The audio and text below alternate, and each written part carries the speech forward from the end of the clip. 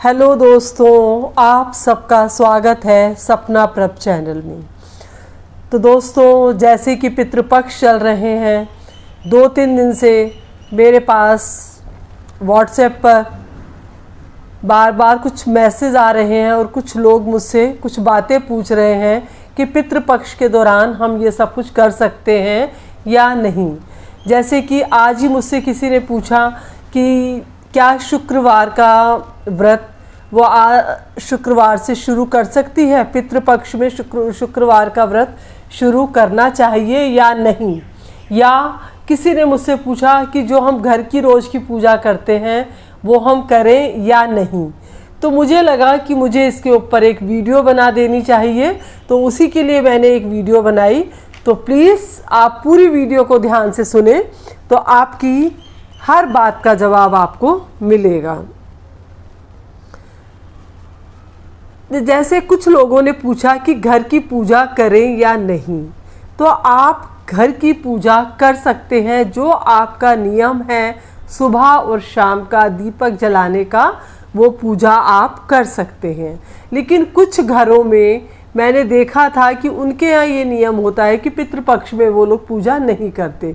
तो आप अपने घर में आपके बड़े लोग जो कहते हैं आप वैसा करें, नहीं तो पितृपक्ष में आप सुबह और शाम की पूजा जो करते हैं वो कर सकते हैं।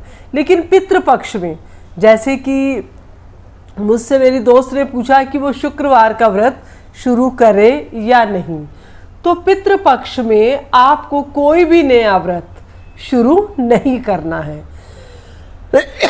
जो व्रत आप कर रहे हैं वो आप कंटिन्यू करें, लेकिन आपको कोई भी नया व्रत पितृपक्ष में नहीं शुरू करना है।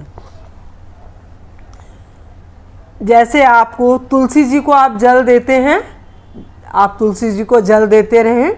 जो लोग सूर्य देवता को जल देते हैं संडे के दिन, वो सूर्य देवता को जल देते रहें। तो जैसे भी आपकी पूजा होती है, आप सूर्य देवता को जल देते हैं, तुलसी को जल देते हैं, गुरुवार के दिन आप केले के पेड़ को जल देते हैं, तो आप अपना वो नियम जो करते हैं वो आप लागू रखें, करते रहें। कुछ लोग इन दिनों में मंदिर नहीं जाते कि आपको किसी मंदिर जाना है तो इन दिनों जाएं या नहीं, तो ऐसा कुछ नहीं है, आप मंदिर जा सकते हैं। जैसे कि बर्थडे सेलिब्रेशन करें या नहीं, कुछ लोगों का ये भी क्वेश्चन था, तो आप बच्चों का जन्मदिन मना सकते हैं। लेकिन कुछ लोगों का एक ये भी क्वेश्चन था कि हम कुछ नया सामान खरीद के रख लें लेकिन उसको बाद में यूज़ करेंगे। अगर देखिए बहुत इमरजेंसी है कि आपके यहाँ कोई फंक्शन है और आपको उसी में श्राद्धों के बाद वो फंक्शन करना है, तो आप वो चीज़ खरीद सकते हैं, लेकिन उसको आपको श्राद्ध के पीरियड में इस्तेमाल नहीं करना है। लेकिन सुहाग की चीज़ें बिल्कुल भी श्राद्ध के दिनों में ना तो खरीदनी है और ना ही नई चीज़ें सुहाग की इस्तेमाल करनी है कि आप नई चूड़ी खरीद के लाए, आपने नई चूड़ी पहन ली, या नए बिछिए खरीद के लाए या पायल लाए, तो आपको ये सब कुछ नहीं करना है। जो चीज़ें आप पहले से इस्तेमाल, जैसे घर में आप बिंदी लगाते हैं, सिंदूर लगाते हैं, जो आपके पास पहले का पड़ा है आप वही इस्तेमाल करते रहें। एक प्रश्न ये भी था कि पीरियड्स में क्या महिलाएं घर में खाना बना सकती हैं? तो आप पीरियड्स में खाना तो बना सकती हैं घर में, लेकिन श्राद्ध का खाना नहीं बना सकती। पीरियड्स में महिलाएं श्राद्ध तर्पण का खाना ना बनाएं। घर में अगर कोई दूसरी महिला है तो श्राद्ध का खाना आप उससे बनवा सकते हैं, या फिर घर का पुरुष भी उस टाइम पर ये खाना बना सकता है। लेकिन अगर घर में कोई दूसरी महिला नहीं है और पुरुष को भी खाना बनाना नहीं आता है, तो आप श्राद्ध में बाहर से कुछ फल लेकर, जलेबी लेकर, दही लेकर, कुछ फ्रूट्स लेकर आप मंदिर में दे सकते हैं। एक्सक्यूज मी, जिन लोगों के यहाँ विवाह हुआ है वो लोग भी श्राद्ध नहीं कर सकते, क्योंकि जब तक विवाह को 1 वर्ष नहीं हो जाता है तो घर में श्राद्ध का काम नहीं किया जाता है। अगर किसी के यहाँ मृत्यु हुई है तो वो भी पहला श्राद्ध नहीं कर सकते हैं, कि 1 साल तक कोई श्राद्ध नहीं कर सकते हैं। स्त्रियां जो हैं वो पितरों के निमित्त जल नहीं दे सकती हैं। आप लोग पीपल की पूजा जैसे करते आ रहे हैं, आप पीपल की पूजा करते रहें। शनिवार को आप लोग मंदिर जाते हैं, पीपल की पूजा करते हैं, तो आप लोग ये कर सकते हैं।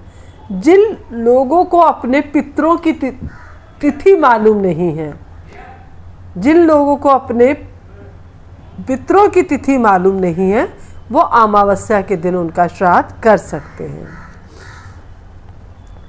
घर के मेन गेट पर आप सरसों के तेल का दिया शाम के समय जलाएं, ये बहुत अच्छा होता है। ये दक्षिण दिशा की तरफ पितरों के निमित्त किया जाता है। दक्षिण दिशा की तरफ मुख करके इसका दीपक जलाया जाता है। आप धोबी के यहाँ कपड़े धोने के लिए नहीं देंगे श्राद्ध के दिनों में।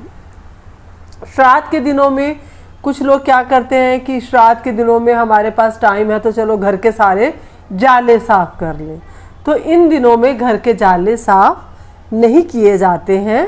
कहते हैं कि इससे पितृ रुष्ट हो जाते हैं। तो जब आप पितरों के निमित्त जब भी श्राद्ध करते हैं, जो भी खाना बनाते हैं, तो आपको वो खाना लोहे के बर्तन में नहीं बनाना है और ना ही लोहे के बर्तन में उस खाने को परोसना है। और जब आप श्राद्ध का खाना बनाते हैं, पितरों के लिए जब खाना निकालते हैं, तो उसके लिए जैसे आप पंडित जी को देते हैं या मंदिर में देकर आते हैं, तो उसमें आपको तुलसी दल अवश्य डालना है। बिना तुलसी के आपके पितृ भोजन को स्वीकार नहीं करते हैं। तो श्राद्ध के दिनों में 15 दिन 16 दिन ये जो श्राद्ध के होते हैं, जब भी आप खाना बनाएं तो 1 रोटी आप गाय को, 1 कुत्ते को और 1 कौवे को, ये पहली 3 रोटियां आप ऐसे ज़रूर निकालें। तो या फिर जब आप रोटी बना रहे हैं तो उसके आप 4 टुकड़े कर लें, 1 गाय को, 1 कुत्ते को और 1 आप चींटियों को भी दे सकते हैं और 1 आप कौवे को दे सकते हैं।